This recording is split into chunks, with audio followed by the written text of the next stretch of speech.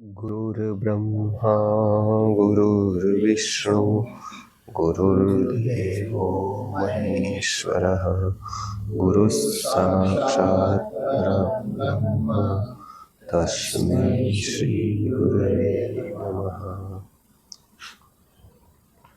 अध्याय 7 श्लोक नंबर 13 અને 14। त्रिभिर्गुणमयैर्भावैर्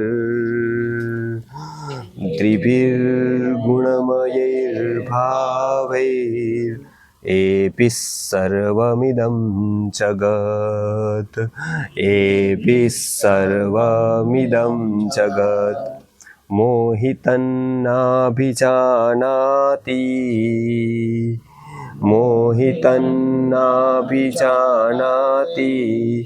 मामेभ्यः परमव्ययम्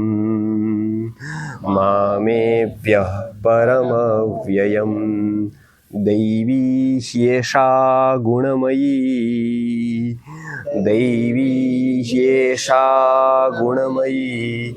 मम माया दुरत्यया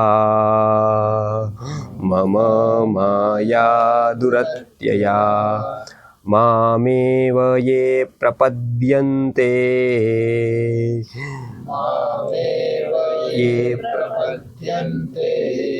मायामेतान्तरन्ति ते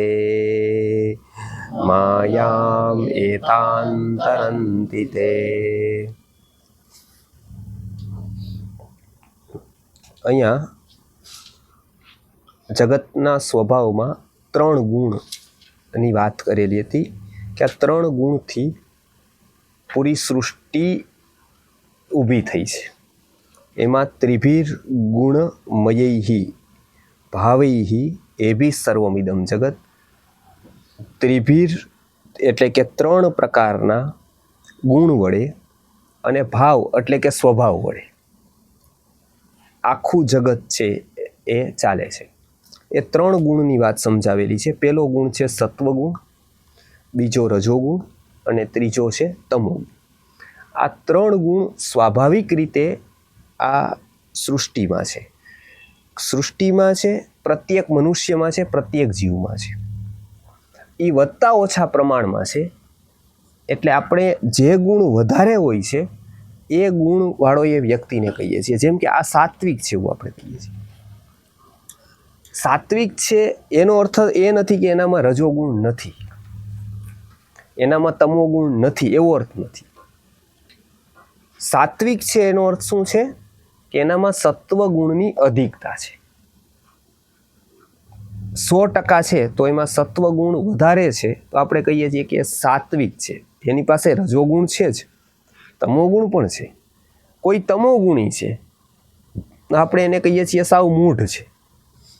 એનો અર્થ એનામાં સાત્વિકતા નથી એવું નથી, પણ સાત્વિકતાનું પ્રમાણ ઓછું છે।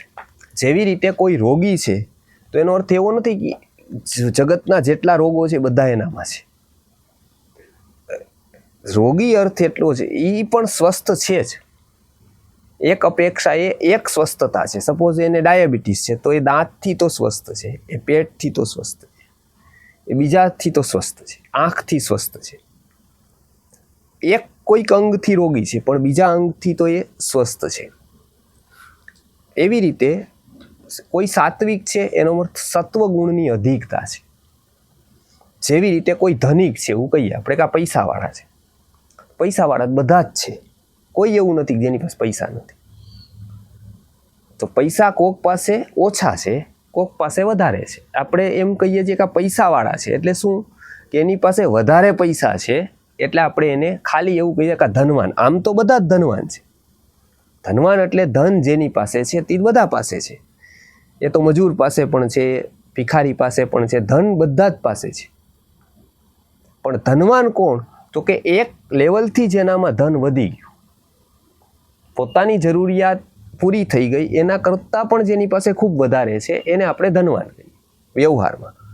એવી રીતે સાત્વિકતા સત્વગુણ જેનામાં વધ્યો એ સાત્વિક, રજોગુણની અધિકતા રાજસિક, તમોગુણની અધિકતા તામસિક। આ 3 પ્રકાર છે। હવે 3ના કાર્યો સમજી લઈએ, શું કાર્યો છે ત્રણેયના। એટલે આખું સ્ટ્રક્ચર હ્યુમન બિઈંગની અહીં વાત ચાલે છે કે ત્રણેય શું કરે છે, શું એક્ઝેક્ટ એના વર્ક છે, શું કાર્યો છે એના. સપોઝ કોઈ કંપની હોય તો એને જે પોઝિશન હોય, પદ હોય, એના ઉપરથી એનું કાર્ય ખબર પડે છે કે આ ડાયરેક્ટર છે, એટલે આપણે લાગે બહુ મહત્વની મિટિંગ હોય તો એની પાસે છે ભાઈ, આ મેનેજર છે તો ઓકે, ઓપરેશનલ વર્ક્સ એને કહેવાય, આ વોચમેન છે ઓકે, એન્ટ્રી કરવી હોય તો મારે એનાથી જવું પડશે, આ કસ્ટમર કેર છે ઓકે, કોઈ મારે પ્રશ્ન હશે તો મારે એને પૂછવાનું છે. એ જે પોઝિશન છે એના ઉપરથી એનું કાર્ય નક્કી થાય છે, અથવા કાર્ય ધ્યાનમાં રાખીને એને એવી પોઝિશન અપાય છે. એવી રીતે સત્વનું શું કાર્ય, તો એક આત્મા જ્યોતિ રૂપે છે. આપણે બધી જગ્યાએ જોઈએ કે આપણે ત્યાં કોઈ પણ સંપ્રદાયમાં, ધર્મમાં એને શું રૂપ આપ્યું છે તો કે જ્યોતિ. આત્માને શું રૂપ આપ્યું છે તો કે જ્યોતિ. એટલે જ્યારે બુઝાઈ જાય ત્યારે આપણે એને નિર્વાણ કરીએ છીએ. બરાબર, સંસ્કૃતમાં દીવો બુઝાય એને પણ નિર્વાણ કહે છે. એટલે આપણે એમ કહીએ કે ઓલવાઈ ગયો, બંધ થઈ ગયો, બુઝાઈ ગયો. એ બુઝાઈ જવું એટલે કેમ બુઝાઈ જવું, એટલે કે એ જ્યોતિ હતી કોકે બુઝાઈ ગઈ, એટલે આપણે એને નિર્વાણ કહીએ. એટલે એક જ્યોતિ રૂપે આત્મા છે.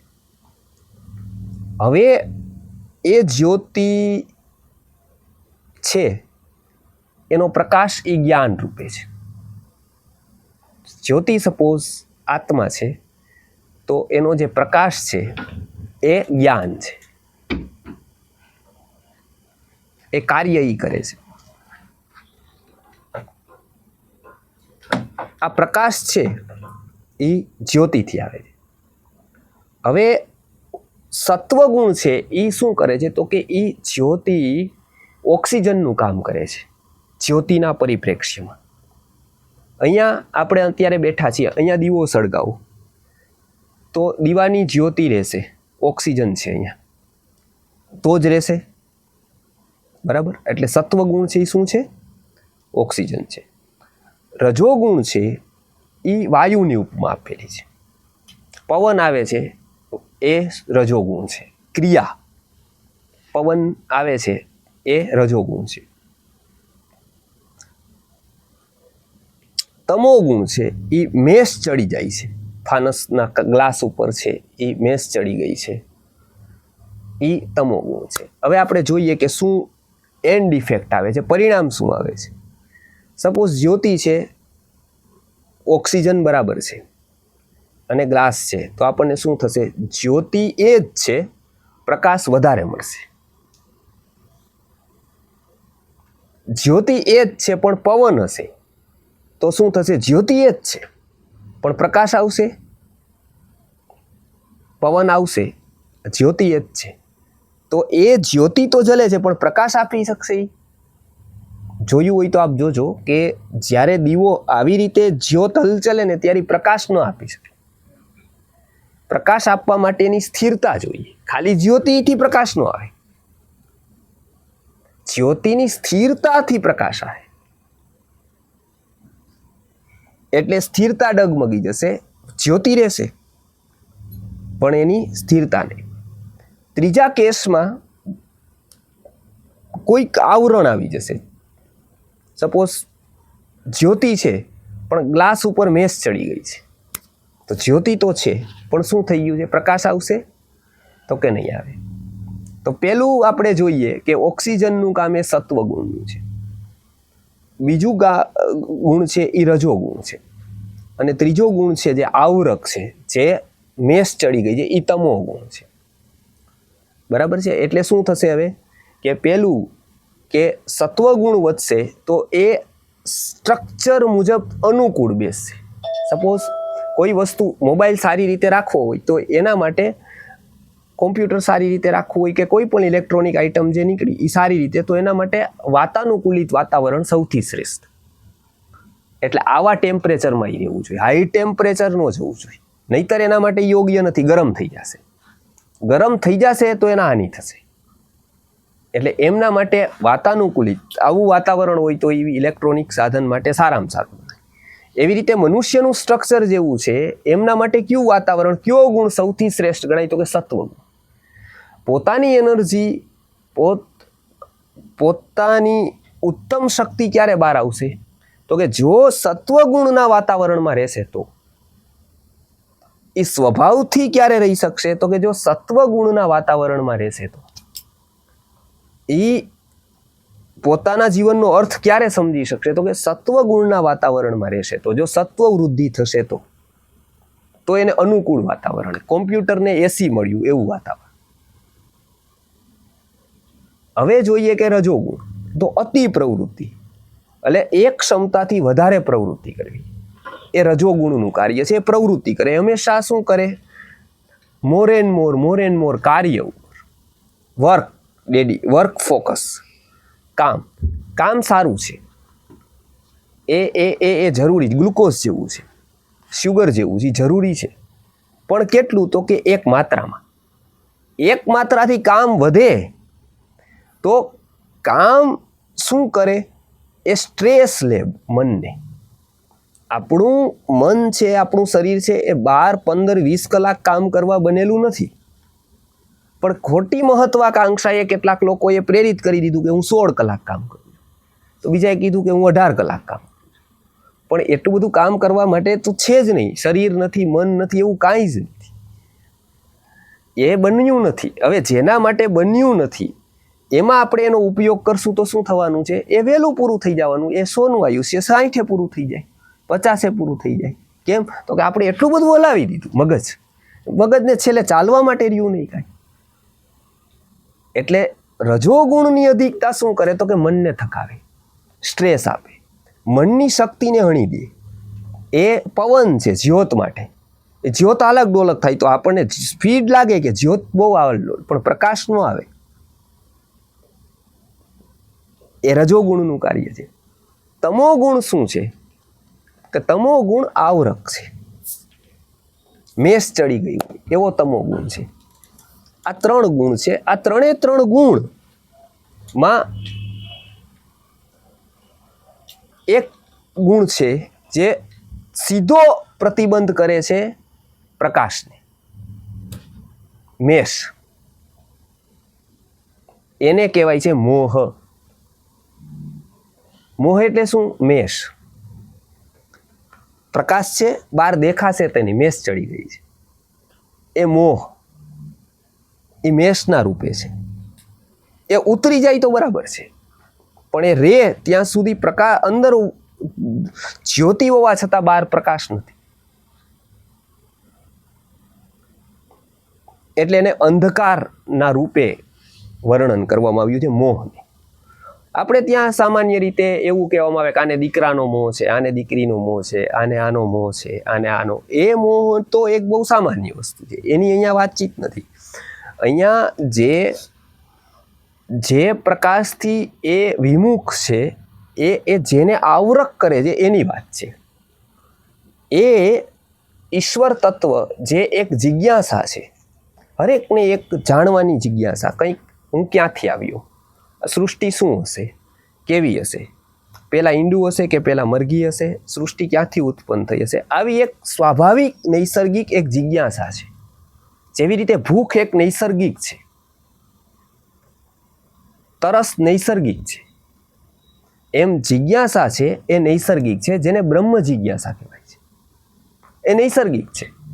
પણ વ્યક્તિની પાસે ભૂખ હોય, પરંતુ એ ભૂખ ને સમય પર જો ભોજન ન મળે, પહેલી વાત, અથવા વિકૃત ભોજન મળે, તો શું થાય?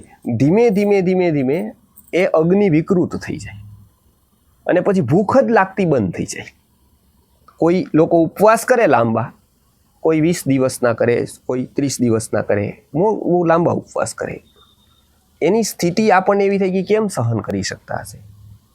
પણ તમને આશ્ચર્ય થશે કે ભૂખ એક એક્સ્ટ્રીમ લેવલ ઉપર તો તમને ભૂખ લાગે, પણ પછી ડાઉન ચાલુ થાય, ડાઉન ફ્લો ચાલુ થાય, કેમ કે શરીરમાં ધાતુનું ભક્ષણ શરૂ થઈ જાય, ત્યારે ભૂખ જ ન લાગે. એટલે બહુ ઉપવાસ કરવા એટલા બધા અઘરા નથી, પણ એનું પારણું બહુ અઘરું પડે. કેમ કે અગ્નિ મંદ થાય ત્યારે પછી અગ્નિને જ્વલિત કરે એવા પદાર્થો આપવાના હોય. થોડા સમય પહેલા એક બનાવ બન્યો અમદાવાદમાં. કે હંમેશા આયુર્વેદમાં એવું કીધું ઉપવાસ સહેલો જ સાવ, પછી તમે શું ભોજન કરો છો ને એ માયને રાખે છે તમારો ઉપવાસ સફળ કે નિષ્ફળ. ઉપવાસ તો અત્યારે આપણે કરી દઈએ ફાસ્ટિંગ, પણ એની ફલશ્રુતિ ક્યારે કે તમારું બીજે દિવસે. અત્યારે તો લોકો ઉપવાસ કરતા જ નથી, કેમ કે એ બે પારણા વચ્ચે એક ઉપવાસ છે. આગલે દિવસે એમ કે કાલ ઉપવાસ એટલે આજ વધારે જમી લ્યો, તો શું કર્યું કે જમી લીધું કાલનું, પેલા જમી લીધું, હવે કાલ ઉપવાસ હતો એટલે આજ પાછું જમી લ્યો. હવે અશક્તિ નો આવે એટલે 3 દિવસમાં જે ફૂડ લેવાતું હતું એટલું જ લેવાનું, ઉલટું એનાથી વધારે લેવાનું. માત્ર શું કર્યું, થોડુંક પેલા લઈ લીધી લોન અને પછી થોડીક હતી બાદમાં લઈ લીધી, થયું એટલું જ, ભોગ એટલો જ. એ ઉપવાસને કોઈ અર્થ નથી. પણ ઉપવાસ જે લોકો કરે, થોડાક દિવસ પહેલા એવું બન્યું કે 30 ઉપવાસ એક છોકરાએ કર્યા, 28 કરી, 8 ઉપવાસ કર્યા. પછી પારણું હતું તો હવે બધા લોકો ભેગા થાય એટલે એને આનંદ હોય કે ઉત્સાહ હોય, એટલે એ બધા એમાં દેવા માંડ્યા. એમાં એક ઉંદર પાક દીધું ખાવા માટે, એટલે સીધો પેલા ઉંદર પાક ખાઈ લીધો તો એને તકલીફ થઈ ગઈ બહુ. અને પછી એવું હમણાં 2-3 વર્ષ પહેલા બન્યું કે એ એક્સપાયર થઈ ગયો અમદાવાદમાં. અતિ ભારે ખોરાક ગયો જ્યારે અગ્નિ હતી જ નહીં. શું કામ અગ્નિ નહોતી, તો કે ધીમે ધીમે આહાર ન ગયો, અગ્નિને ન મળ્યું ફૂડ, અગ્નિ ધીમે ધીમે મંદ થતો ગયો. આપણી પણ સ્થિતિ એવી છે કે જો ઉત્તમ જ્ઞાન, ઉત્તમ વાતાવરણ આપણને લાંબા સમય સુધી ન મળે તો અધ્યાત્મની જિજ્ઞાસા, ભૂખ આપણી ધીમે ધીમે ઓછી થતી જાય. એક સમય એવો આવે કે સાવ નષ્ટ થઈ જાય, સાવ પૂરી જ થઈ જાય. એ મનુષ્ય જીવનની સૌથી અધમમાં અધમ સજા અથવા તો અધમમાં અધમ સ્થિતિ કહેવાય છે, કે જે મોહની છે. એ પછી બહાર આવતા ખૂબ વાર લાગે, કેમ કે હવે તો એને બહાર આવવાનું મન ન થાય. એકવાર પકડાયેલો કેદી કે ગમે તે વ્યક્તિ, પણ એને બહાર આવવાનું મન હોય તો એના માટે આખું જગત હેલ્પફુલ થઈ શકે. જગતમાંથી કોઈ પણ હેલ્પ કરે, પ્રાણી, પશુ, મનુષ્ય, કોઈ પણ એનું સાધન બની શકે બહાર કાઢવા માટે. પણ ક્યારે? એની ઈચ્છા હોય ત્યારે. પણ એને એવું લાગે કે નહીં, આ જ મારું ઘર છે, આ જ સ્થિતિ બરાબર છે, આમાં કાંઈ તકલીફ જ નથી, તો એને બધા ધારે તો પણ બહાર ન કાઢી શકે. કેમ? તો કે હવે એને ત્યાં સેટ થઈ ગયું, હવે એવી મૂર્છા આવી ગઈ. એટલે અહીંયા એ મૂર્છાને એક શબ્દ આપ્યો છે મોહિતમ. એટલે આ જ્યારે સ્થિતિ થાય છે ત્યારે મોટા ભાગના લોકોનું શું થાય છે, જ્ઞાન પ્રત્યેની જિજ્ઞાસા ઓછી થતી જાય છે. કેમ? તો કે એની ઉપર લેયર આવતા જાય. કેટલાક લેયર આપણા પરિવારવાળા ચડાવે, કેટલાક સમાજવાળા ચડાવે, કેટલાક વાતાવરણથી, પરિસ્થિતિથી, આકર્ષણથી ચડે. આવું આખું ભેગું થાય ત્યાં સુધીમાં આપણે કોઈ સારી વસ્તુ જ સાંભળીએ નહીં. આપણી સેવાની પણ આપણી ભાવના હોય, પણ એ પણ ક્યાં પૂરી થઈ જાય, તો કે એ ભૌતિકમાં પૂરી થઈ જાય. કોઈ સારું કામ હોય એ પણ ક્યાં પૂરું થઈ જાય, ભૌતિકમાં જ પૂરું થઈ જાય. બધું મટીરિયલ જ પૂરું થઈ જાય. કોઈ પણ સારું કામ કરવાની જિજ્ઞાસા પણ ક્યાં પૂરી થઈ જાય, ઈચ્છા પણ કોઈ મટીરિયલમાં. ચાલો મારી પાસે કંઈક મટીરિયલ છે ને એવું મટીરિયલ આપી દઉં, પૂરું થઈ ગયું. બીજું કોઈ જ નહીં. મટીરિયલથી આગળ મારી દ્રષ્ટિ જાય જ નહીં. મારો ઉપકાર પણ મટીરિયાલિસ્ટિક, મારી અપેક્ષા પણ મટીરિયલની. મને કોઈ વ્યક્તિ આપે કંઈક, અથવા તો હું વ્યક્તિને કોઈક પદાર્થ આપું તો એ મેં સારું કામ કર્યું, અને એ વ્યક્તિએ મને આપ્યો પદાર્થ તો એને સારું કામ કર્યું. અમે બેય મળીને કોઈ ત્રીજાને પદાર્થ આપ્યો તો એ સારું કામ થઈ ગયું. બસ મુખ્યતાથી બધા જ સત્કાર્યો કોના આસપાસ ચાલે, તો કે પદાર્થ, મટીરિયલ આસપાસ. કારણ કે મટીરિયલથી આગળ કોઈ જાય જ નહીં. સત્કાર્યની સીમિતતા પણ કથામાં પણ શું આવે, તો કે કથાની ફલશ્રુતિ એ કે આને 5 લાખ રૂપિયા મળી ગયા, આટલા લોકોને જમવાનું મળી ગયું, આટલા લોકોએ પૈસામાં દાન આપી દીધું, અને આટલા લોકોનું ફંક્શન થઈ ગયું. આમાં આત્માની વસ્તુ કઈ થઈ? આને પૈસા મળ્યા એ મટીરિયલ, આને જમવાનું મળી ગયું એ મટીરિયલ, આને પૈસા દાનમાં આપ્યા એ પણ મટીરિયલ, અને આટલું બધું જ મટીરિયલ. ઉપરની કાંઈ વાત તો કે નહીં. અહીંયા આ સ્થિતિને શું કહે છે? મોહિતમ. એટલે એ શેનું આવરણ કરે છે? સૌથી પહેલા જ્ઞાનને ઢાંકી દે છે. મોહિતમ નાભિજાનાતિ, એને જ્ઞાન નથી થતું. હવે એ લેયર શેનાથી ચડે છે એની વેદાંતમાં સુંદર ચર્ચા કરેલી છે કે એક આવરણ શેનાથી ચડે છે. કેટલાક પદાર્થો એવા છે એ આપણે લઈએ તો ટેમ્પરરી આવરણ ચડે. નશાકારક દ્રવ્યો એટલે અધ્યાત્મથી 360 ડિગ્રી ઉપર વિરોધી છે. નશાકારક દ્રવ્યોને અધ્યાત્મને શું વાંધો? એમાં હિંસા તો થતી નથી. કોઈ લોકો પ્રશ્ન પૂછે છે કે દારૂને શું વાંધો? દારૂ કોઈ પીતો હોય તો એ સારો હોઈ શકે, પણ હોઈ શકે એને કાંઈ ખરાબ વસ્તુ છે નહીં. એવી ખરાબ એ રીતે નથી. કેમ કે ઈંડા માંસ એમાં તો અંતે શું થાય છે કે બીજાની હિંસા થાય છે. પણ મદ્યમાં તો એવું નથી થતું. એવું નથી થતું તો પછી દારૂનું શું વાંધો? ઉલટું સ્વાસ્થ્ય વધે છે એવું પણ વર્ણન છે. મદ્યથી સ્વાસ્થ્ય નથી વધતું એવું નથી. કેટલાક રોગોમાં એ બહુ જરૂરી છે. એનાથી કેટલાક શારીરિક ફાયદા થાય છે ને કેટલાક શારીરિક નુકસાન થાય છે. એવું થતું હોવા છતાં અધ્યાત્મને એને શારીરિક રીતે નહીં, લીવર ખરાબ કરે એટલે એને વ્યસન મૂકવાનું અધ્યાત્મ નથી કહેતું. કેમ કે મેક્સિમમ લીવરની વધીને કેટલું લીવર રહેશે? આયુષ્ય જ લીવરની કેટલી છે? લીવર ખરાબ કરે તો બહુ જ સ્થૂળ દ્રષ્ટિ છે. એટલે નુકસાન. એટલે એ બીજા લોકો જે વિચાર કરે છે લીવરનો કરે છે કે લીવર ખરાબ કરી દે એટલે મૂકી દે, રોગ કરે એટલે મૂકી દે. એવી તો 500 વસ્તુ છે કે જે રોગ કરે છે. અધ્યાત્મ મદ્યની એટલે ના પાડે છે કેમ કે મૂર્છા લાવે છે. એ એવી અવસ્થા મનમાં ઊભી કરે છે કે જેવી બહાર નથી. એ આવરણ ઊભું કરે છે. એ પોતાનું એક કાલ્પનિક વિશ્વ ઊભું કરે છે. બધા જ નશાકારક દ્રવ્યો એક કાલ્પનિક વિશ્વ તમારામાં ઊભું કરે છે. એટલે અધ્યાત્મ પછી એ મુખ્ય ચેતનાથી એનું ડિસ્ટન્સ વધતું જાય છે. પછી એ જ કાલ્પનિક સૃષ્ટિમાં રહેવા માટે મથે છે. અને જે દિવસે વ્યસન કરવાવાળા લોકો જાગી જશે એ દિવસે એ દારૂ ઉપર પૂર્ણ વિરામ નહીં મૂકે. એ જાણશે કે આ જેમ દારૂ એવું જ સિરિયલ છે, એવું જ પિક્ચર છે, એવું જ ક્રિકેટ છે. આપણને ત્યાં પૂર્ણ વિરામ છે. એને ખબર જ બિચારા નથી કે એ શું કામ ના પાડેલી છે. એ પણ એક નશો છે. પિક્ચર એ એક નશો છે. સિરિયલ મોટો નશો છે. એ પણ એક કાલ્પનિક વિશ્વ ઊભું કરે. એટલે જો લોકો પિક્ચર જોવા શું કામ જાય છે? એને એક નશો છે. દર 15 દિવસે એક બોલિવૂડના પિક્ચરો ચાલે. કેમ આટલા બધા? કેમ તો કે વ્યક્તિ ત્યાં જાય એટલે પોતે ભૂલી જાય છે. ત્યાં એ મર્જ થાય છે. હવે મર્જ થવાવાળું સ્થાન કેવું જોઈએ? હું ક્યાં મર્જ થઈ શકું? મારું મન ક્યાં મર્જ થઈ શકે? તો કે જ્યાં કોઈ વસ્તુ કઈ વસ્તુમાં સમાઈ શકે ભૌતિક રૂલને હિસાબે? તો કે જે તમારે કોઈ વસ્તુ ભરવી છે એ નાની હોય અને જેમાં ભરાવાની છે એ વસ્તુ મોટી હોય તો એમાં મર્જ થાય. આટલીક વસ્તુ હોય અને થેલી આવડી હોય તો એ સમાઈ જાય. બરાબર? એટલે આટલી વસ્તુ માટે થેલી કેટલી જોઈ? તો કે મોટી જોઈ. તો એ વસ્તુ આસાનીથી અંદર વહી જાય. આપણા મનને પણ જેની સાથે મર્જ થવું છે એ કેવો જોઈ? તો કે આપણાથી મોટો જોઈ. તો કે કેવી રીતે મોટો જોઈ? મોટાઈ કેમ માપીએ છીએ આપણે? તો કે મોટાઈ આપણી પૈસાથી હોય. તો કે એ પૈસાથી મોટો હોય. પછી મોટાઈ આપણી પર્સનાલિટીથી હોય. તો એ પર્સનાલિટીથી મોટો હોય. મોટાઈ આપણી ભૌતિક સુવિધાથી હોય. એ ભૌતિક સુવિધાથી મોટો હોય.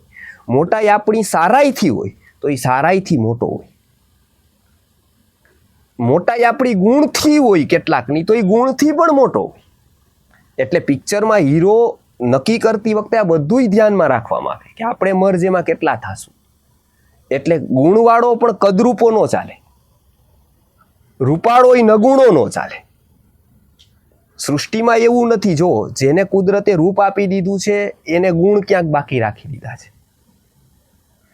જેને ગુણો આપ્યા છે એને રૂપ બાકી રાખ્યું છે.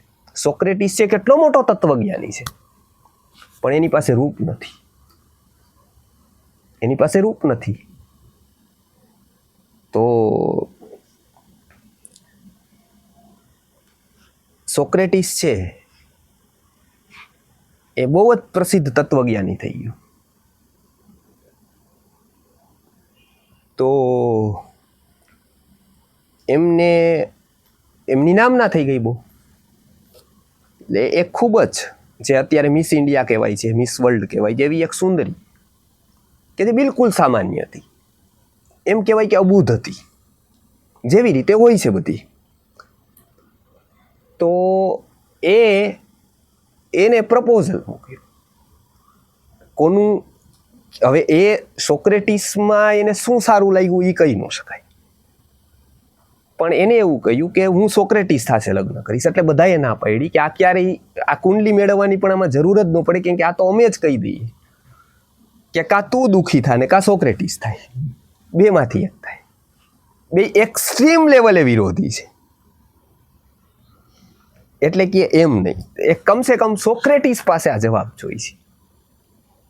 એટલે પ્રપોઝલ સોક્રેટિસ પાસે ગઈ. સોક્રેટિસ તત્વજ્ઞાની છે. સોક્રેટિસ કે બીજું બધું છોડી દે, જે લોકો કે તું એવું કે તને આખી દુનિયામાં તને મારામાં તે એવું શું જોયું કે મારામાં રૂપ નથી? તું તારી જે લાઈન છે એનો એક પણ ગુણ મારામાં નથી, અને મારામાં જે છે એ તારે કામનું નથી કાંઈ. તને વારંવાર પ્રતિબંધક થશે, વારંવાર તને એવું થશે કે આ તો મારામાં આડા આવે છે રસ્તા. એટલે ભવિષ્ય હું તને કહું છું કે આ બરોબર નથી. એટલે કે એમ નહીં, તમે પૂર્વગ્રહ કરો છો. તો કે તું શું કામ માગસ? એ કે જો મારું રૂપ અને તમારી બુદ્ધિ આનો જો સંયોગ થઈ જાય ને તો આગળ જ્યાં બાળક આવે ને એ વિશ્વગુરુ બની જાય, એનો જોરટો ન જડે ક્યાંય. એટલા માટે મારી સારી ભાવના છે. હવે અહીંયા તત્વજ્ઞાનીને પૂરું થઈ ગયું, એન્ડ આવી ગયો જવાબ આપવાનો. હવે શું જવાબ આપ્યા કે આ તો વિશ્વ કલ્યાણની માગણી થઈ ગઈ આખી. એટલે બધા લોકોને લાગ્યું કે આ તો ઉત્તમ વિચાર, ખૂબ જ વિચાર ઉત્તમ કહેવાય. કેમ કે આપણે પણ આપણા સ્વાર્થ ખાતર ક્યારે એવો બધો વિચાર કહી દઈએ આપણને ન ખબર હોય. અંદર હેતુ બીજો જ હોય, પણ આપણો વિચાર પણ જેવો તેવો ન હોય, બહુ ઉત્તમ હોય. જગતનું જ આખું કલ્યાણ કરી દેવાનું હોય. 2-5થી શું થાય, પછી 50 જણાથી શું થાય, આખા જગતને. પણ ચાલુ તો કે ચાલુ ભલે 100-500 વર્ષે થાય, અત્યારે આપણે જે કરતા હોય કરીએ. આ કરવાનું આખા જગતનું કલ્યાણ, પણ ક્યારે? તો કે બધું કરી દઈ પછી કલ્યાણ કરશું. એટલે આ પ્રશ્ન એને પૂછ્યો બધાય વચ્ચે. એટલે એ સોક્રેટિસ વિચારમાં પડી ગયો, કહું શું જવાબ દેવો.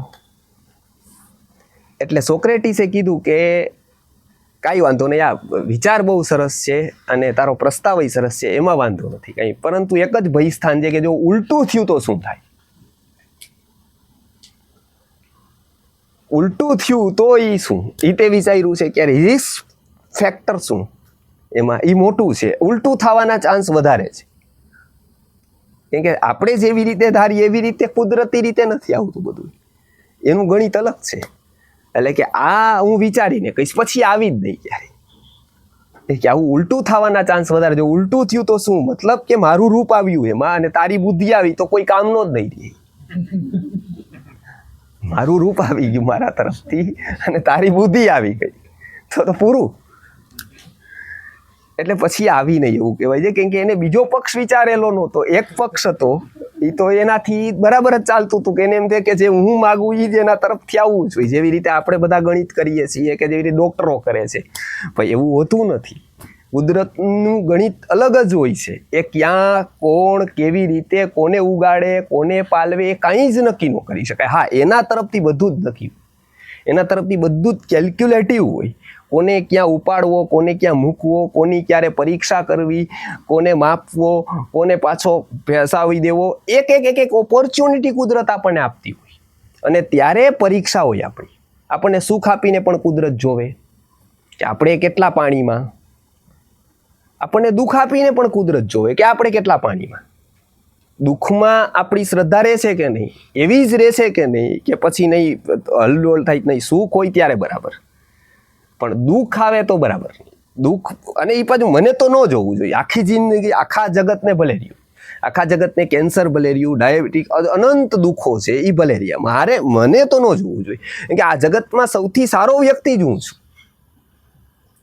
આ જગતમાં કોઈ સૌથી સારો હોય તો આ કુદરત અલગ અલગ પરીક્ષા કરે. અને કુદરત જો સૌથી ઉત્તમ વસ્તુ આપવાની શરૂઆત કરે ને એ પરીક્ષા વગર ક્યારેય ન આપે. નોર્મલ વસ્તુ પરીક્ષા વગર આપી દે. પણ જ્યારે કુદરત ઉત્તમ વસ્તુ આપવાની શરૂઆત કરે એમાં એક પરીક્ષા થતી જાય. લોકો કહે છે કે મહાપુરુષો દુઃખી કેમ? મહાપુરુષો દુઃખી હોય ને આપણે એમ કહીએ કે ભાઈ આઈએએસ ને બધા મહેનત કેમ કરે? પણ એ લાઈન એવી પકડે તેને કોટા જઈને મહેનત કરવી પડે. અહીંયા શું એ 10 વાગ્યા સુધી તો ન હાલે. એને એ ક્રેક કરવી હોય એક્ઝામ તો એને અહીંથી ન ચાલે, એને ત્યાં જવું પડે. પાર્ટીમાં જાય તો ન ચાલે. એને કોઈએ થોપેલું કામ નથી, એને ઉપાડેલું છે. એને ખબર જ છે કે હું આ ટ્રેન પકડીશ તો સ્ટેશન હવે આવા જ આવે. એને કોઈએ એને એના પછી મળવાવાળું પદ ધ્યાનમાં છે. એ સામાન્ય વ્યક્તિને નથી. સામાન્ય વ્યક્તિને તેનો પગાર ખબર હોય. પગાર તો એનો ચા પાણીનો હોય, એ ક્યાં બીજાને ખબર હોય? એનો પાવર, એનું પદ એ ખબર. એના નજર સામે એ હોય. એના નજર સામે 1 લાખ નો હોય. લાખ હોય તો એ દુકાન કરે. એ 1 લાખ નો હોય. એને પાવર, એનું પદ હોય. એમ વિશ્વનિયંતા તરફ જવાવાળા અધ્યાત્મના યાત્રીને આત્મિક શુદ્ધતાથી અને સત્વગુણની પ્રાપ્તિથી થવાવાળું જે પરિણામ છે એની નજર સામે હોય. એની સામે જે એને કષ્ટો આવે એ તો કાંઈ જ ન હોય. એ તો નગણ્ય કષ્ટો હોય. અને એ તો ટેમ્પરરી કષ્ટો હોય. એ કાંઈ હંમેશાના ન હોય. પણ એક ખરું કે એ કષ્ટોમાં એને વૃત્તિને જાળવી રાખવાની મોટી કસોટીને પાર પાડવાની. એ વૃત્તિની કસોટી જો જ્યાં થાય ત્યાં વૃત્તિ એની સ્થિર ન રહે તો એના પાસ એક જ સરખી વૃત્તિ સારૂપ્ય રહેવું જોઈએ. એટલે અહીંયા એક અવસ્થાની વાત કરી. એ કેવું છે તો કે મોહિતમ. એ શું છે તો કે મૂઢ અવસ્થા. વ્યક્તિ વિચારવાનું બંધ કરી દે, વ્યક્તિમાંથી વિચાર જાય. એટલે આપણે એ વાત કરતા હતા કે એ મર્જ થવાવાળું પાત્ર એનો બહુ વિચાર થાય કે હીરો કેવો હોવો જોઈએ. તો કે એ એટેન્શન પોતાના તરફ લઈ આવી શકે એવો હોવો જોઈએ. એટલે જો હીરોમાં રૂપ હોય, એની બોડી બરાબર હોય. હવે આ બધાને ગુણ સાથે કાંઈ મતલબ નથી અને છતાંય એનામાં ગુણો હોય. કેમ કે એ પાછો પેલો હોય તો આપણું એટેન્શન ત્યાં ન રહે, એ ખસી જાય આપણું. એ પાછું સારું કરવાવાળો હોય કેમ કે આપણી સત્કાર્યમાં લાગણી હોય. આમ એકચ્યુઅલી જીવનમાં ક્યારેય સારું ન કરતો, પણ આમાં એને જે બતાવે એ સારું કરવાવાળો. આ બધું જ હોય એનામાં, જેથી આપણે એનામાં મર્જ થઈ શકીએ. તો આપણને એ બરાબર લાગે, તો આપણું સબકોન્શિયસ એની યારે કનેક્ટ થાય, નહીતર ન થાય. એ આપણને બેસાડી રાખવા માટે એને એવો ઊભો કરવો પડે ત્યાં. એ આપણને ખબર જ નથી કે એની પાછળ કેટલીક અસરત હોય એની સાયકોલોજીકલી. હવે આપણે શું કરીએ કે થિયેટરમાં જઈએ ત્યારે એની એક હાવભાવ, એક્શન એમાં મર્જ થાય. એ મર્જ થાય એમાં ધીમે ધીમે આપણું કોન્શિયસ માઇન્ડ શૂન્ય થતું જાય, જ્યાં આપણો તર્ક પૂરો થતો જાય.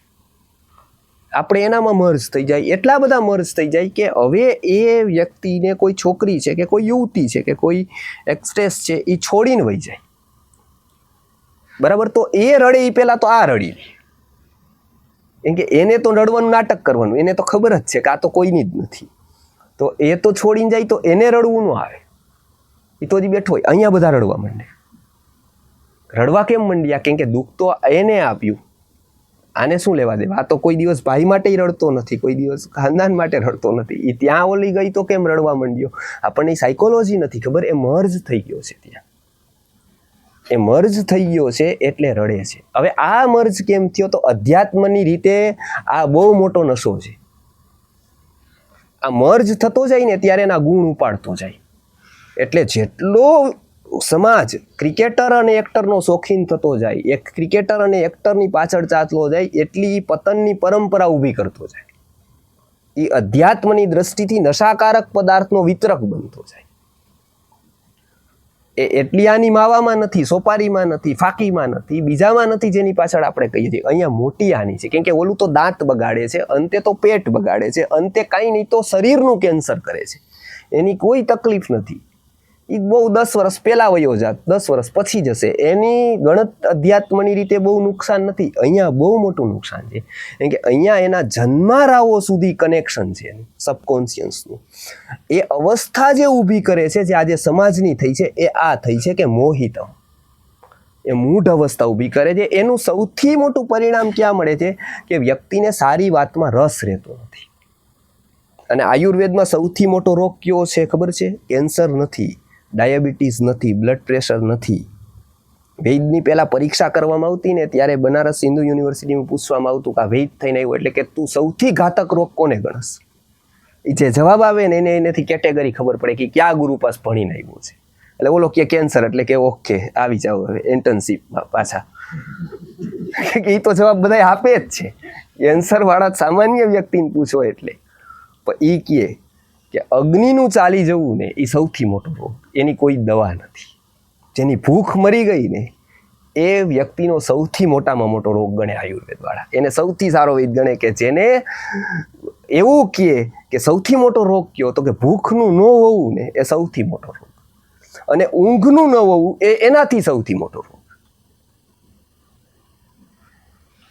આ બંને સૌથી મોટા લક્ષણ. એટલે આયુર્વેદમાં એવું કહેવાય કે કોઈ પણ દવા તમે લ્યો, આયુર્વેદની નહીં કોઈ પણ પથ્થીની લ્યો, અને એમાં જો તમને દવા લીધા પછી જો ભૂખ બરાબર લાગે એટલે એવું કહેવાય કે અર્ધ રોગ હરી ક્ષુધા. ક્ષુધા આવે તો એવું માનવાનું કે અડધો રોગ આપણો ગયો હવે. અને સર્વ રોગ હરી નિદ્રા, અને ઊંઘ બરાબર આવી જાય તો માનવાનું બધાય રોગો મારા જમાના. આ બે લક્ષણ વ્યક્તિના બરાબર થતા જાય જો ક્ષુધા અને ઊંઘ, અર્ધ રોગ હરી ક્ષુધા અને સર્વ રોગ હરી નિદ્રા, તો નિદ્રા બરાબર આવે તો માનવાનું કે આપણા બધા રોગ. કેમ તો એમાં જે રિલીફ થાય ને એ રિલીફ બીજું કોઈ ન કરી શકે જે ઊંઘ કરી શકે. અને ઊંઘ ડિસ્ટર્બ થઈને આ જગતનું આખું સિંહાસન ને સુખ ને જગતના જેટલા પદો હોય એટલા બધા આપણી પાસે આવે ને બધા ઝીરો છે જો ઊંઘ આપણી બરાબર નથી. એ પ્રધાનમંત્રી કેમ નથી, રાષ્ટ્રપતિ કેમ નથી, ઇન્ડસ્ટ્રીયાલિસ્ટ કેમ નથી, અબજો રૂપિયા કેમ નથી જો એક ઊંઘ નથી. એક ઊંઘ નથી તો એની પાસે બધું જ ઝીરો છે. અને એટલા કેટલા બધા અબજોપતિ ધનવાનોએ સત્તાવાનોએ એક ઊંઘ માટે આત્મહત્યાઓ કરેલી છે. એકમાત્ર ઊંઘ એને તાબે નથી થઈ, એક ઊંઘ નથી આવી. એક ઊંઘને કારણે એટલે ચાઇનામાં 3rd ડિગ્રી જે સાતીરમાં સાતીર ગુનેગારો હોય એને બોલાવવા બહુ અઘરું. એ પકડ છે ને એવી હોય એની કે કોઈ પણ વાતે એ કહે જ નહીં. એ એટલો પ્રાણમય કોષ એનો દ્રઢ હોય કે એને હલાવી ન શકે પેલો વ્યક્તિ.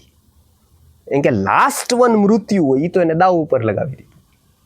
એટલે એને બે વસ્તુ કરે કે એક તો એને એ સહન કરી શકે ત્યાં સુધી બરાબર, નહીંતર પકડાય એ અહીંયા જ એક ઝેર રાખી દે કેપમાં જ. જેવી રીતે એ પકડાય એ રીતે કેપ દબાવી દે એટલે તરત જ મરી જાય, સેકન્ડ્સમાં મરી જાય. એમ કે તરત જ વિષ અંદર જાય એટલે તરત જ બ્લડને જામવાની ક્રિયા શરૂ થઈ જાય. વિષના ગુણોમાં એ બ્લડને જમાવી દે તરત જ. જેવી રીતે બ્લડમાં ભળતું જાય એટલે આખું શરીરમાં બ્લડ છે એનું સર્ક્યુલેશન પૂરું થઈ જાય, બરફ જેવું થઈ જાય હોય એટલે તરત એ આત્મહત્યા કરી દે, તરત જ આત્મહત્યા.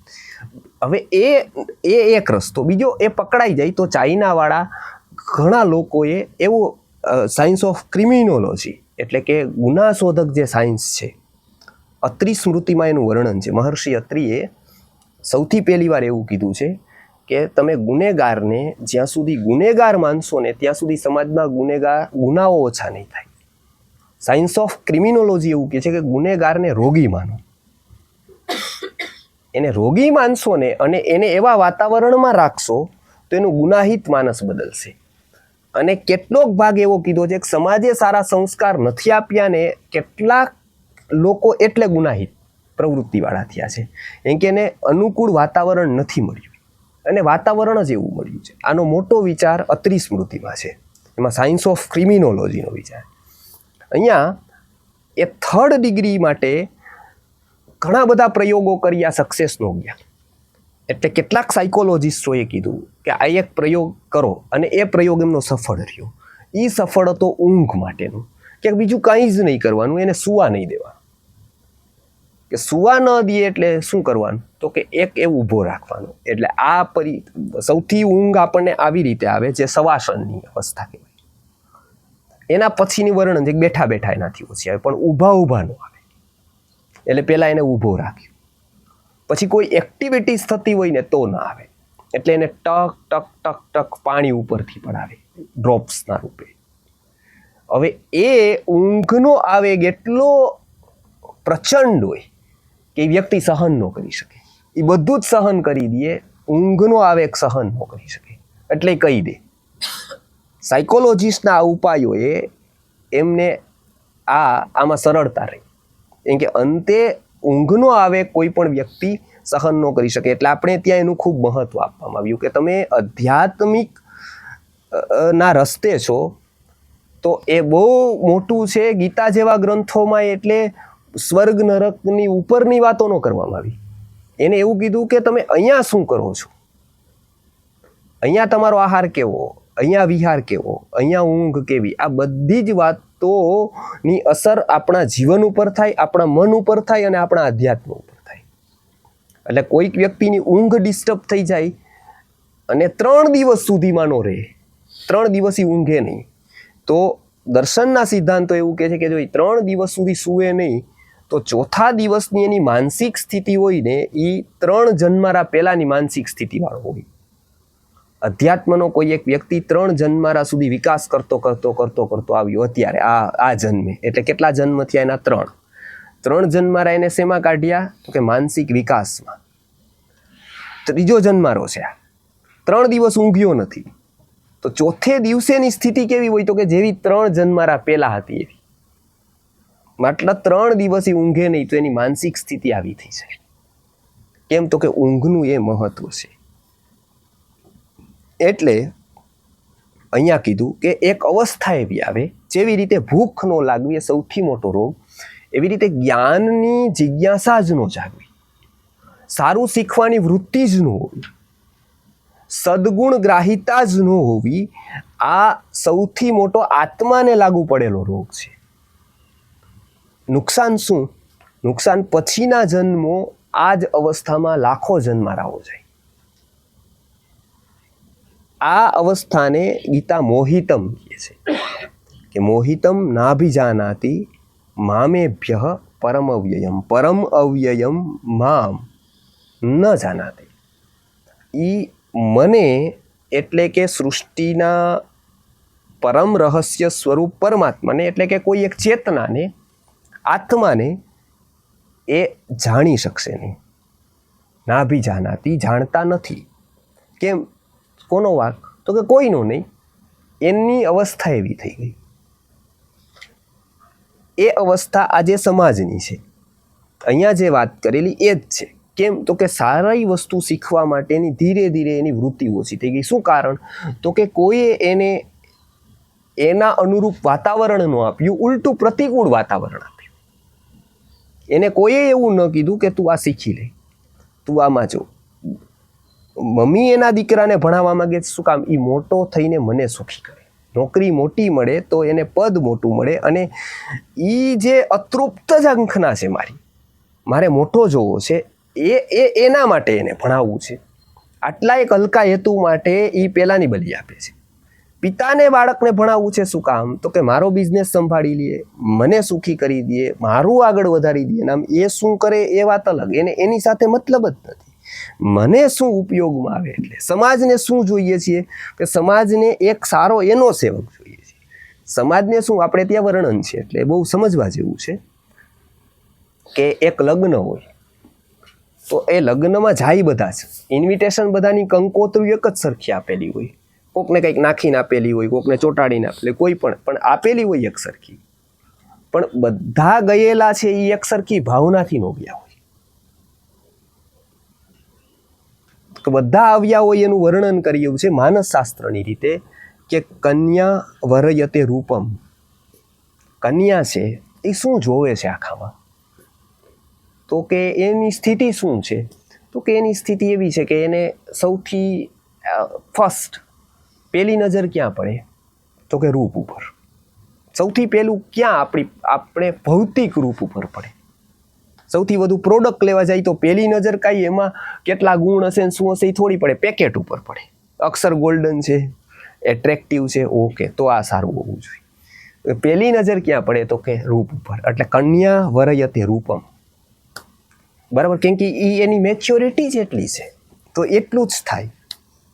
પછી તો કે માતા વિત્તમ, એની મમ્મી છે એ શું જોવે કે હવે રૂપને ધોઈ પીવું, રૂપવાળા તાટા મારે જ બધા,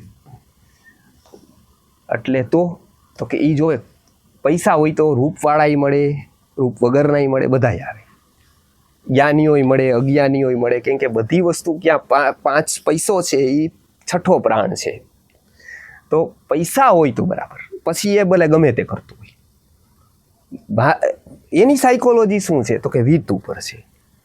તો કે માતા વિત્તમ ઈ જોવે. પછી તો કે પિતા શ્રુતમ, નામ કેવું છે. પૈસા તો હાલો કાંઈ વાંધો નહીં, પણ બીજાય આપી દે, પણ ક્યારે આપે તો કે નામ હોય તો આપે. એટલે એ થોડુંક એનાથી આગળ વિચારે કે પૈસા કરતા નામ મોટું, રૂપ કરતા પૈસા મોટા, આ કે પૈસા કરતા તો કે પૈસા કરતા પાછું નામ મોટું.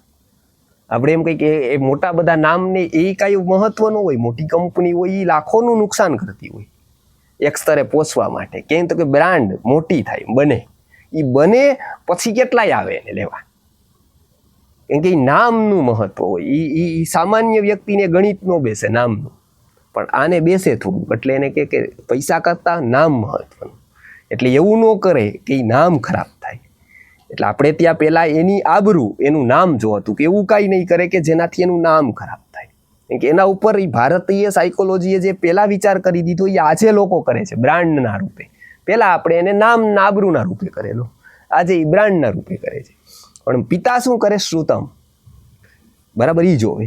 સગાવાલા શું જોવે તો કે એ જોવે કે જો પૈસા એની પાસે કરોડો હોય, અમારા જ કામના નહીં કાંઈ, એટલે પૈસાથી એને લેવા દેવા બહુ હોય, કેમ કે એ તો ગમે તેટલા એની પાસે હોય, કાંઈ લેવા તો નથી જવાના, બરાબર. પછી તો કે નામ હોય તો એની કંપનીનું હોય, તો એ ગમે તેટલા મોટા હોય. કુલમ, પદ જોવે, કે એ પદવાળા કોઈ છે, કલેક્ટર છે, કમિશનર છે, પોલીસમાં છે, વાંચે પદ, તો ક્યારેક ને ક્યારેક કનેક્શન થાય કે અમારા ફલાણા હતા, અથવા તો કોઈ બીજું પદ, ધંધાનું પણ પદ હોય, કોઈ પ્રમુખ હોય, કોઈ કાંઈ હોય, કાંઈ. આ લોકો આ જોવે. પછી બીજા આવ્યા હોય એ શું જોવે તો કે બીજા બધાને કાંઈ મતલબ જ ન હોય. મિષ્ટાનમ મિતરે જનઃ, જેને જમવા બોલાવ્યા હોય એ એમ કે બરફી કેવી હતી, કાં તો દાળમાં મીઠું હતું, બોલા બંને ગમે એવા હતા કે એનું ગમે એ થયું, પણ જમવાનું કેવું હતું એ લોકોની શું નક્કી કરે છે? દ્રષ્ટિ. જેવી રીતે અહીંયા છે એવી જ રીતે અહીંયા કહે છે કે જીવનમાં પણ દ્રષ્ટિકોણનું બહુ મહત્વ છે. શું તમે જોવો છો એનામાં, કોઈ વસ્તુને, કોઈ વ્યક્તિમાં તમે શું જોવો છો, એ વસ્તુમાં શું જોવો છો એ આપણી યોગ્યતા બતાવે છે કે એને શું જોયું એમાં. એ નક્કી કરે છે કે મારી યોગ્યતા કઈ, કે મારે એનામાં શું જોવાનું છે. એનામાં નથી જોવા જેવું પણ ઘણું બધું છે, અને એનામાં જોવા જેવું પણ ઘણું બધું છે, અને કેટલુંક એવું યુનિક જોવા જેવું છે જે આખા જગતને દેખાઈ શકશે નહીં, એવું પણ ઘણા બધામાં હોય. પણ એ એનામાં બહુ મહત્વનું નથી, એ પોતાની આંખે દેખાવું મહત્વનું છે. અને એવી જેની આંખ હોય એને દર્શન કહેવાય છે, એને વિઝન કહેવાય છે. વિઝન અને સપનામાં બહુ મોટો ફરક છે, કે કેલ્ક્યુલેટર વગરનું થાય કે મારે તો બહુ મોટી કંપની બનાવી, મારે તો બહુ મોટું થવું છે, મારે આવડું થવું, એ બધા સપના છે, એ વિઝન નથી, કેમ કે એની પાછળ કેલ્ક્યુલેશન નથી. જ્યારે આની પાછળ કેલ્ક્યુલેશન ભળે છે ને ત્યારે એને વિઝન કહેવાય છે, એને જ વિઝનરી કહેવાય છે, કે જે આજથી 50 વર્ષ પછીનું જોઈ શકે, 100 વર્ષ પછીનું જોઈ શકે, અને આગલા 100 જન્મારાનું જોઈ શકે, 2 જન્મારાનું જોઈ શકે. આજ તો 2 વર્ષનું કોઈ જોઈ નથી શકતું, એને વિઝનરી નો કહેવાય. કોઈ 2-4 સારા કામ કરે એટલા માત્રથી કોઈ વિઝનરી નો થાય. આ બહુ મોટો શબ્દ છે ને બહુ નાના માણસો માટે ઉપયોગી થાય છે. એક બહુ મોટા માણસ પાસે હું ગયો તો જેને હું મોટા માનતો હતો ભૂલથી, ત્યારે અહીંયા કંઈ હતું નહીં, તો હું ત્યાં મળવા ગયો. ગુરુજી એક વિશેષ દ્રષ્ટિ આપી છે વ્યક્તિને માપવાની, સમજવાની, જોવાની, કે એનામાં શું જોવું મારે. એવું એ દ્રષ્ટિ વિકસાવવાથી આપણે કોઈને અન્યાય નથી કરતા, અને ખાસ બીજમાં વૃક્ષ જોતા થાય છે.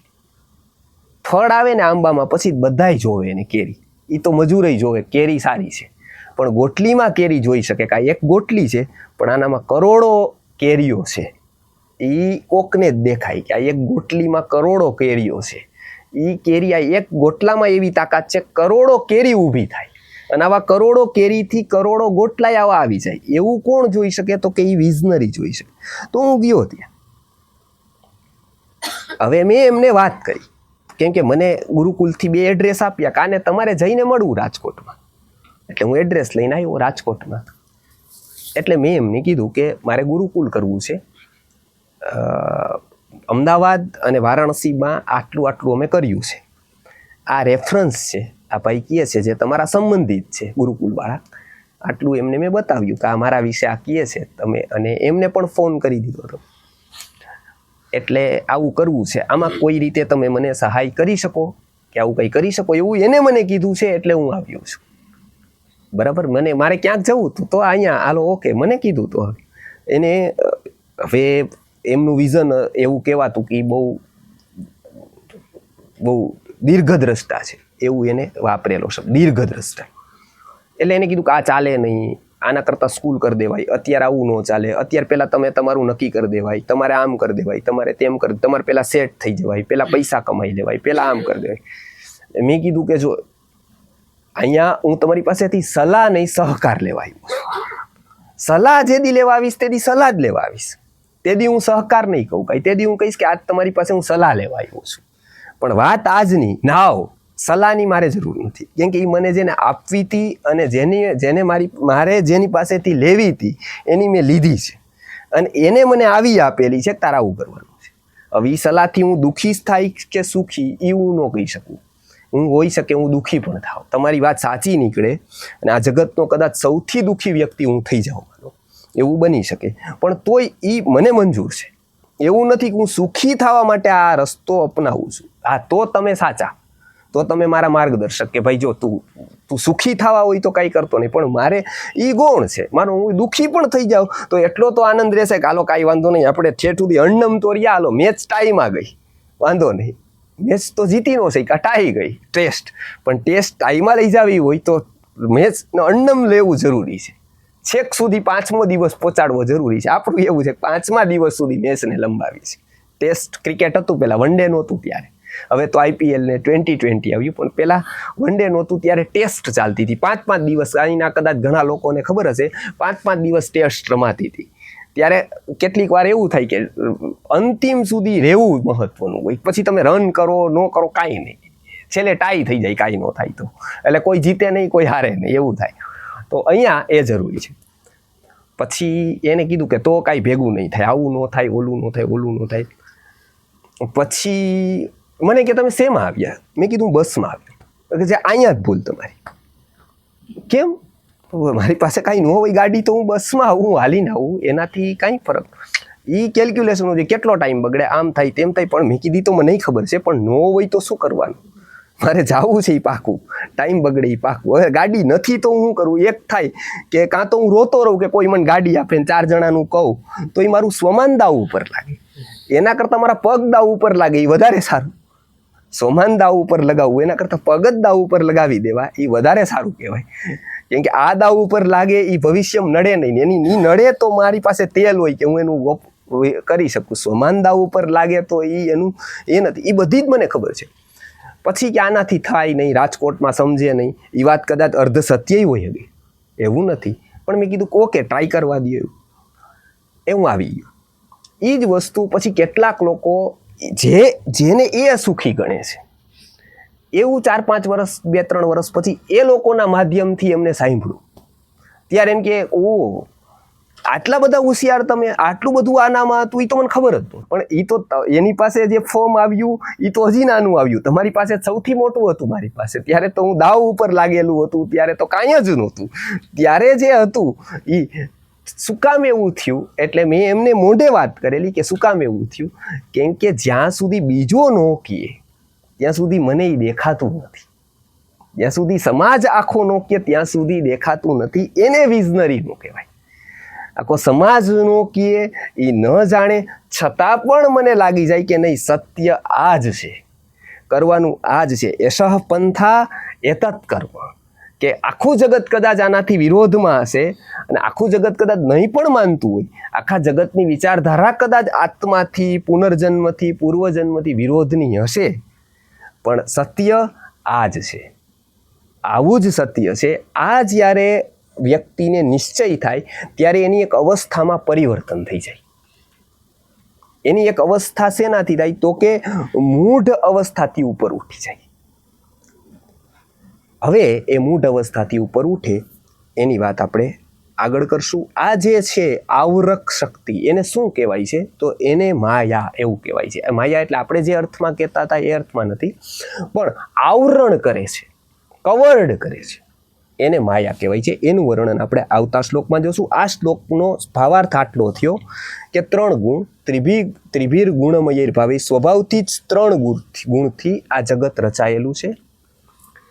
આ 3 ગુણથી પર એક શક્તિ છે જેને આપણે પરમાત્મા કહીએ છીએ અથવા તો જેને આત્મશક્તિ કહીએ છીએ. બરાબર છે? એ આનાથી પર છે. એ કોણ નથી, આવું હોવું છે તો મોટા ભાગનો તો આ લોકોનો અનુભવ નથી. આવો તો અનુભવ આપણને નથી, તો કેમ માની લેવું? અને આવો અનુભવ કેમ નથી થતો? તો એમને કીધું છે કે આવો અનુભવ આપણને આવરણ હોવાથી નથી થતો. મોહિતમ નાભિજાનાથી, આવરણ હોવાથી નથી થતો. કોઈક આવરણ ઢાંકી દે તો પ્રકાશ ન આવે, સપોઝ એવી રીતે. તો કે મોહિતમ નાભિજાનાથી, મોહિત લોકો એ નથી જાણતા મામેભ્ય પરમ અવ્યયમ, અવ્યય પરમ મામ, એટલે કે આનાથી પર રહેલા એવા મને મોહને કારણે નથી જાણતા. એ આવરક શું છે તો એનું આવતા શ્લોકમાં વાત કરે છે, આવરક શક્તિ. એ આવરક શક્તિની વાત આપણે આવતા શ્લોકમાં લઈશું, 14મા શ્લોકમાં. ગુરુર બ્રહ્મા ગુરુર્વિષ્ણુ ગુરુર્દેવો